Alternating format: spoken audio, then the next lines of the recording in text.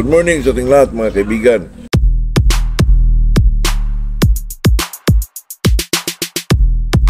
Nandito naman tayo sa ating channel na Macau CP Vlogs na medyo enjoy naman tayo dito mga kaibigan kasi ito pag-vlog kasi mga kaibigan natuwa po ako sa mga comment ko, sa mga tanong.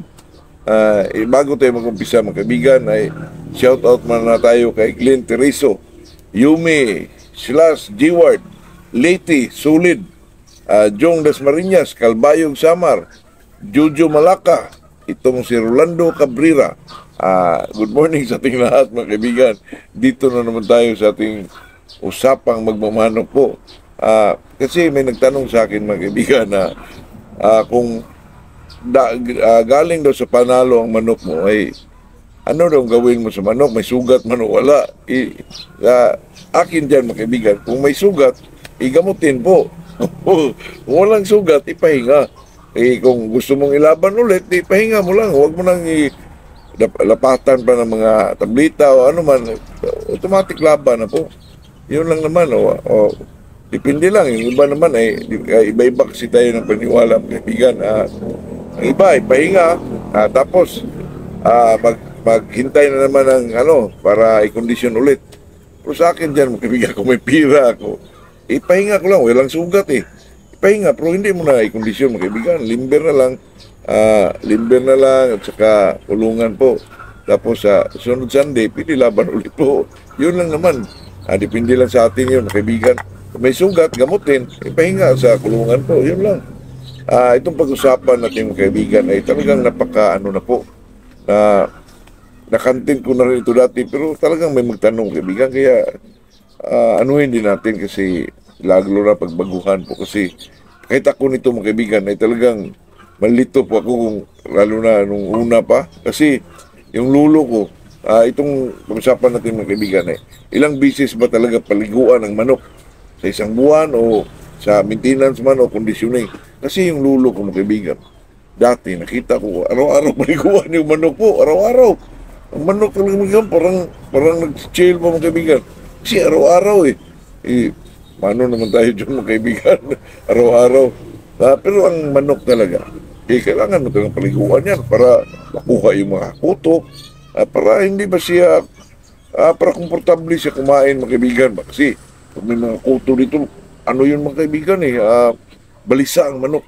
At saka, Makati siguro, hindi komportable ang manok mga kaibigan. Kaya, yun ang purpose ng pagpaligo at saka mainit ang panahon, ikaw lang ang kaya sinasabi ko sa inyo mga kaibigan, obserbasyon at saka yung tinatawag nilang common sense mga kaibigan. Kasi ang manok naman, pag okay naman pag di mo pinaliguan yan, kasi magulan naman mga kaibigan, talagang mabasa naman ng mga yan. Pero ang pinaka main purpose for that mga kaibigan is yung mawala yung mga kuto, hanip, yung talagang mga medyo makatikati sa kanilang katawan po. Kaya sa atin, pero sa akin mga kaibigan, sa akin ang manok ko, pag ako'y mag-inject ng manok ko, ay talagang paliguan ko yan mga kaibigan, kinabukasan ba? Kundi ngayon ako magpaligo, sa gabi ako mag-inject, depende kasi yun. Pag maintenance mga kaibigan, talagang pwede na yung every 15 days po mag-maintenance. Pero pag mag-kondisyon ka, ako sa akin, pag makondisyon ako, talagang kada inject, ligo ako. Pagpaligo po ako, mga kaibigan. Magmamanok tayo, kailangan din natin ng mga yung advices, makinig tayo sa mga ganyan po.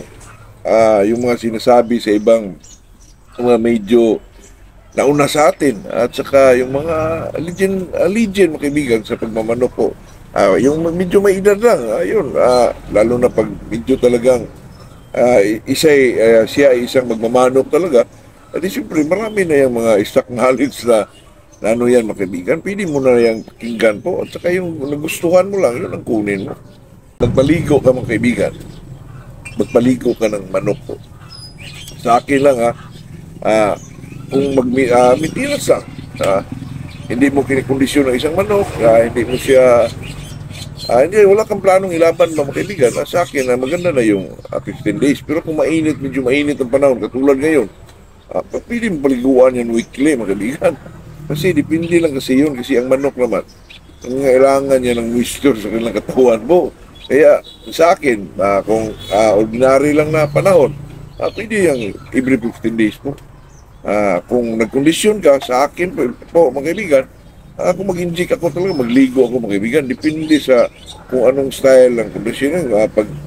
Kung sakasakaling medyo mahaba-haba na pagkondisyon mga kaibigan, ay di siyempre, doon tayo sa inject sa gabi, ligo sa kinaumagahan po. Pero pag 21 days lang, pwede magligo ka tapos inject sa gabi. Yun lang naman mga kaibigan. Kasi ito kasing magpaligo ka ng manok, ito lang kailangan po. Tulad nung may nagtanong sa akin mga kaibigan na yung 2 months old, baliguan na ba? Ay, depende lang yun mga kaibigan. Pero sa akin, kasi yung manok mga kaibigan, galain mo. 2 months mga kaibigan, maganda talaga yun para medyo medyo malakas na sila mga kaibigan ba. Maganda yan, bago mo i-release, paliguan mo na. Paliguan para mawala yung mga kuto nila. Tapos, release na. Yun ang mga kaibigan, yun ang pinakamaganda. Yung 3 months old, pwede na paliguan yan. 2 months old, paliguan na yan. Lalo na pag ang manok mo ay nasa na sa lupa, tapos magpurga ka, tapos paliguan mo talaga para medyo presko yung isang alaga natin mga kaibigan. Kaya yun lang po, kasi may nagtanong sa atin, naikantik ko na ito dati, kaibigan, ilang bisis ba talaga paliguan ng manok sa isang buwan? Every 15 days, kaibigan, kung ordinaryo na araw lang, lalo na pag hindi mainit. Pero pag panahon katulad ngayon, pwede weekly, kaibigan. Kung magkondisyon ka naman sa akin, kada mag-inject ako kaibigan, magligo po ako. Yun lang po. Yun lang. Pero ito'y sa akin, kaibigan, di ko sinasabing sundin nyo. Okay lang naman kung sundin, okay din lang naman kung hindi sundin. Kasi ito'y usapang magmamanok lang, kaibigan. Kasi sa isang magmamanok po, may iba-iba tayong paniniwala, iba-ibang idea. Kaya itong sa akin, mga kaibigan, ay sinasabi ko lang yung ang mga ginagawa ko dito sa manukan at saka kung ano yung mga experience sa akin. Pero pag sa tingin nyo, mali naman ang kaibigan, huwag yung sundin. Kasi yan ay isang sa paniniwala mo, sa mga sinasabi, sa marinig nyo mga kaibigan, mapanood nyo, kung sa tingin nyo yung nakakatulong, i-adapt nyo mga kaibigan. Yun lang naman po. Yun ay isang mensahe ng isang tunay na magmamanok mga kaibigan. Kahit matalo di pa rin ma-discourage, mag-alaga pa rin ang manok mo. Kasi yung kapitbahay ko dati mga kaibigan, alam nila, pag matalo siya mga kaibigan, parang tinatamad siyang magpakain sa manok mo. O totoo, parang makaisip kaibigan na binto na po sa pagmamanok. Talagang pagmamanok mga kaibigan, matalo ka man, talagang natural yun.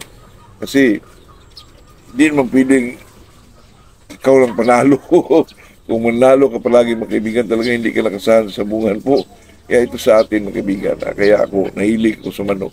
Kasi palagi akong na-excite mga kaibigan, lalo na pag naglaban ako.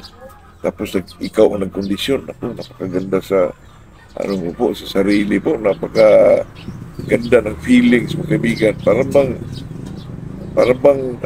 kasi ikaw nagkondisyon, ikaw nag-breeding. Parang magaling ka. Di naman mga kaibigan, joke na yun. Bilang isang magmanok, wala namang magaling. Meron yung mga legend nating mga kaibigan. Kung tayo mga kaibigan, gilid-gilid lang ito sa atin, mga kaibigan, ay lang po, sundog-sundog lang po. Ayun lang mga kaibigan, magandang umaga sa ating lahat po.